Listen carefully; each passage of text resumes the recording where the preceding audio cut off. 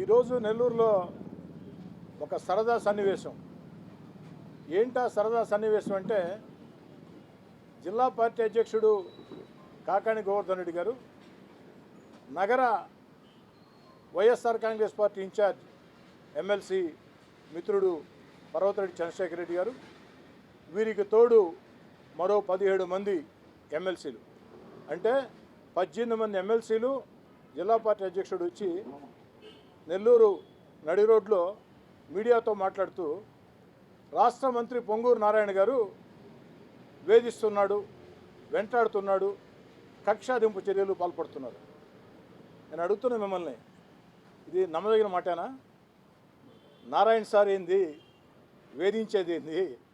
Narayana sir నిఘంటువులో ఆ వేధింపులు, వెంటాటాలు అర్థమే తెలియని వ్యక్తి.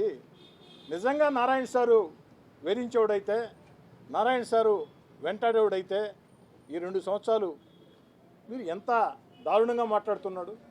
మీరు ఈ రోజున నారాయణ సార్ పట్టించుకున్నాడా? నారాయణ సారు వేధింపులు, వెంటాడటం, కక్షాదింపులు ఇవి వారికి తెలియదు. వారికి తెలిసింది అభివృద్ధి చేసి, ప్రజలకు సేవా కార్యక్రమాలు చేసి, 10 మందికి మేళ్లు చేసి, తన చేతల ద్వారా ప్రత్యర్థి పార్టీలకి సమాధానం చెప్పడం తప్ప మరొకటి నారాయణ సార్కి తెలియదు.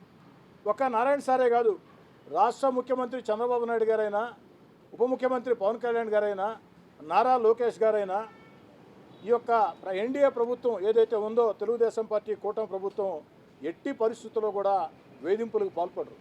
కానీ మా ఇష్టారాజ్యంగా ప్రవర్తిస్తాం, మేము ఇష్టం వచ్చినట్టు చేస్తాం, గతంలో అనేక అక్రమాలు మేము చేసాం, వాడి జోలికి రాకూడదు అనుకుంటే ఎలా సాధ్యం?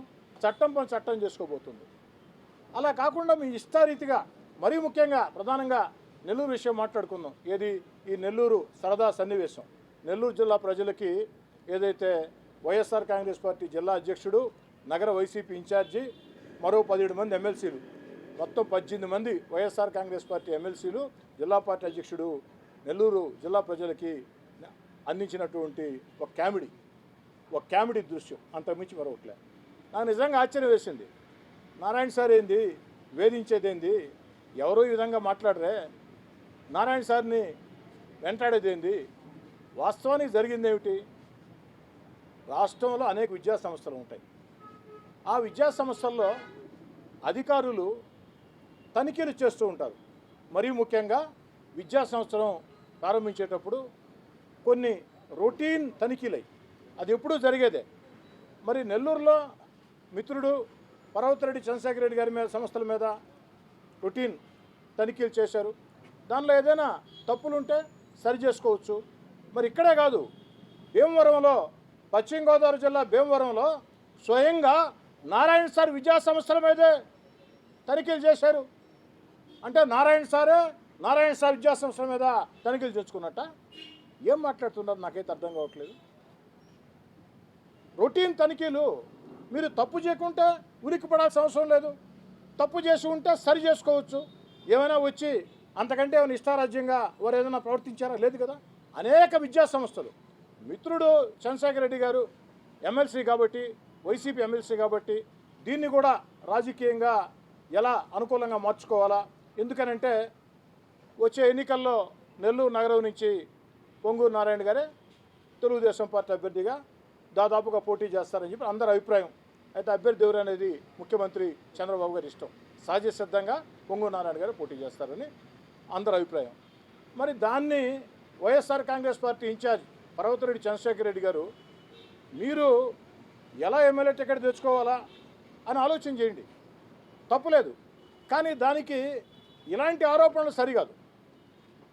మీకు టికెట్ మీద అభద్రతాభావం ఉందేమో నాకైతే తెలియదు. నాకు తెలిసైతే నాకేం లేదు అభద్రతాభావం. పర్వతరెడ్డి చంద్రశేఖర్ రెడ్డి టికెట్ మీద నాకు అభద్రతాభావం లేదు. మీకేనా అభద్రతాభావం ఉందా? లేకుంటే వైఎస్ఆర్ కాంగ్రెస్ పార్టీ అంతర్గత రాజకీయాలు ఏమన్నా, గ్రూప్ రాజకీయాలు ఏమన్నా దీనికి ఆజ్యం పోసాయా? నాకైతే తెలియదు. కానీ దాన్ని తీసుకొని వచ్చి నారాయణ సార్ మీద, అదేదో చెప్పేవాళ్ళ మీదన్నా చెప్తే వింటారు, కానీ నారాయణ సార్ మీద చెప్తే ఎవరైనా వింటారండి?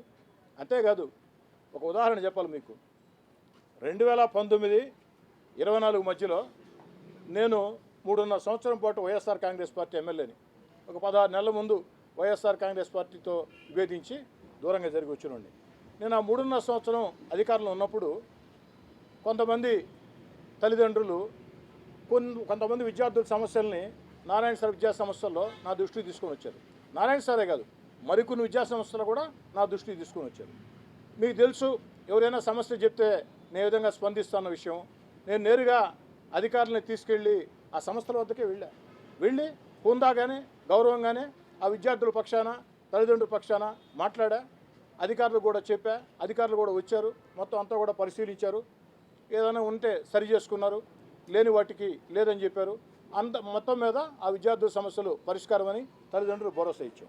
ఒక్క నారాయణ సార్ విద్యా సంస్థలే కాదు, అనేక విద్యా సంస్థలు మీకు తెలుసు, బయట వాళ్ళకి తెలియకపోవచ్చు.